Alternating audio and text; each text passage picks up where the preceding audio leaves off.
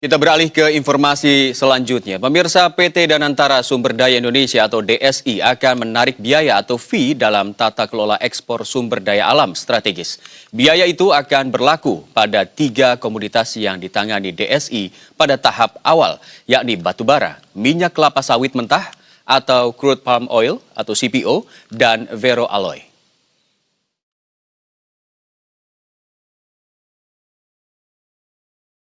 Direktur Keuangan DSI, Cynthia Rusli, mengatakan pengenaan fee dimungkinkan berdasarkan peraturan pemerintah nomor 24 tahun 2026 tentang tata kelola ekspor komoditas sumber daya alam strategis. Namun DSI belum menetapkan besaran biaya yang nantinya dikenakan dalam proses tata kelola ekspor. Menurut Cynthia, DSI merupakan perusahaan berbentuk perseroan terbatas atau PT yang memiliki biaya operasional dan telah mendapat suntikan modal.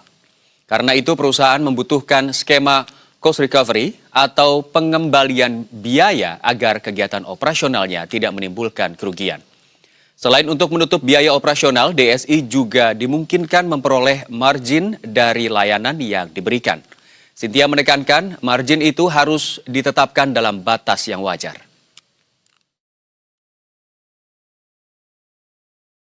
Membaca di PP 24 sesuai dengan regulasi ada 2 tahapan ya sampai dengan 31 Desember 2026 ini dan mulai 1 Juni. Tetapi harus dilihat juga dibaca di regulasinya bahwa mandat DSI itu dapat ekspor dapat dilakukan melalui DSI atau oleh DSI, dan itu ada 2 perannya, apa sebagai pemilik barang, sebagai eksporter atau sebagai perantara tunggal. Nah saat ini kita sedang menyiapkan untuk sebagai perantara tunggal dulu ya. Tadi kalau Luke bilang itu intermediary ya. Jadi intermediary role ini juga nggak mudah. Untuk bisa melaksanakan perannya tentu yang paling utama adalah bagaimana kita mengkonsolidasikan data.